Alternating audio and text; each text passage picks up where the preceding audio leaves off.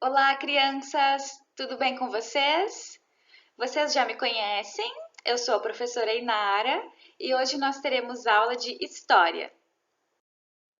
Nós vimos anteriormente que as primeiras vilas e as primeiras cidades no Brasil foram criadas em regiões litorâneas, ou seja, elas foram criadas próximas ao mar. E por quê? Porque se estivessem próximas ao mar, era mais fácil de chegar e sair mercadorias, chegar e sair pessoas, trazer os novos colonos que viriam para o Brasil, trazer a mão de obra escrava, levar para a Europa e para outros lugares os produtos que eram extraídos daqui do Brasil. Então, era muito mais fácil que já se estivesse próximo ao mar, correto? Sim. E como o interior do Brasil foi ocupado? Vocês já se perguntaram sobre isso? Como que as pessoas começaram a entrar para as regiões mais distantes do Brasil? Quem foram os grupos que decidiram conhecer as novas partes do Brasil, as partes que estão mais distantes do mar, que não estão tão próximas ao litoral? Por que será que eles começaram a ter essa vontade de descobrir o restante do Brasil? Quais são os palpites de vocês? Para expandir o território aqui na colônia, para expandir o território aqui no Brasil, foram realizadas expedições. E essas expedições eram chamadas de bandeiras. Hoje a nossa aula será então sobre o bandeirante e a busca por riquezas. E quais eram então os objetivos dessas bandeiras? As bandeiras começaram em 1554 e elas tinham alguns objetivos bem específicos. O principal delas era expandir o território da colônia, certo? Ali naquele mapa nós podemos ver que as bandeiras, as principais bandeiras que ocorreram no Brasil, colônia, elas saíam dali de São Paulo, estão vendo? Que todas as direções saem de São Paulo e vão para as regiões mais distantes do Brasil. Mas elas também tinham outros objetivos além da expansão territorial, que era o quê? Buscar ouro, prata e outras pedras preciosas também, porque o Brasil tinha muita riqueza. E nessas regiões litorâneas, essa riqueza já estava um pouco mais escassa, porque as pessoas já estavam extraindo bastante matéria-prima, extraindo bastante ouro, bastante prata. Então eles pensaram o quê? Vamos para as regiões mais distantes, onde tem menos pessoas. E também nessas regiões mais distantes do Brasil, haviam outros escravos indígenas. Na verdade, eles ainda não eram escravos, né? Eles eram apenas indígenas. Então, eles pensavam assim, os bandeirantes: como existem vários indígenas espalhados por todo o território do Brasil, nós podemos capturá-los e eles também serão mão de obra escrava.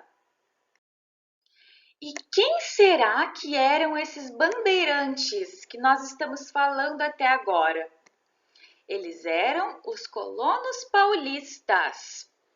E o que eles faziam? Quais eram as ocupações desses tais colonos paulistas? Só falar que eles eram colonos paulistas é uma informação muito vaga. Nós não conseguimos entender muita coisa quando nós falamos isso, não é mesmo? Olha só, eles eram, em sua maioria, agricultores, pequenos comerciantes e também eram homens com um espírito aventureiro, um espírito que tinha desejo de desbravar novos lugares, novos territórios. E também havia um número grande de colonos mamelucos. Prof, e o que são colonos mamelucos? Mameluco é um nome dado a filho de indígena com europeu. E agora eu pergunto para vocês: por que será que era tão importante para os bandeirantes capturar a mão de obra escrava indígena? Existem várias respostas possíveis para isso. Vamos lá.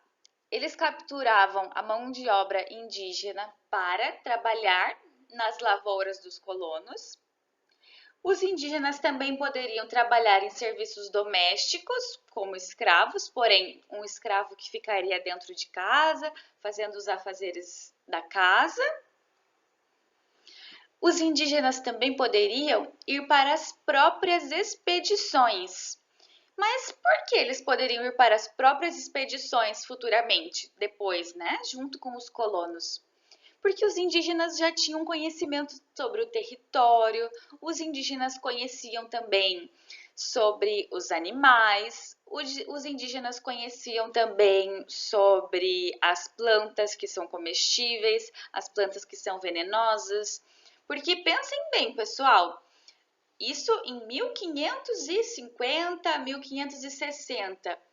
Eles entravam na mata, os bandeirantes, e eles não conheciam mais nada do que tinha por lá. Era tudo novidade e não tinha nenhum meio de se ter comunicação, não existia conforto, não existia nada que fosse fácil. O indígena, pelo menos, era alguém que já estava familiarizado com aquele meio, ele já tinha um pouco mais de contato com aquilo. Então, ele acabaria ajudando nas expedições. Como era tudo uma grande novidade para os bandeirantes, eles acabavam sempre procurando lugares um pouco mais seguros, um pouco mais tranquilos, para fazerem o repouso, para descansarem, e esses lugares serviam sempre de ponto para outras embarcações. Então, esses lugares ficavam marcados, ficavam definidos como os lugares de descanso, lugares de repouso, lugares para eles darem uma pausa nas expedições. E é muito importante para nós que estamos estudando esse período da história do Brasil sabermos que os indígenas resistiram o quanto eles puderam contra a escravidão.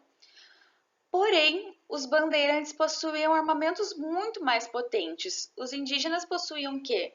Arco, flecha, talvez utilizassem alguns animais, alguns artefatos. Porém, os bandeirantes já tinham esse contato com a pólvora, com o armamento de fogo, então eles eram muito mais fortes. E todos esses confrontos entre indígenas e bandeirantes resultavam numa quantidade grande de indígenas ou mortos ou escravizados. Aqui nós temos uma pintura feita pelo Debré.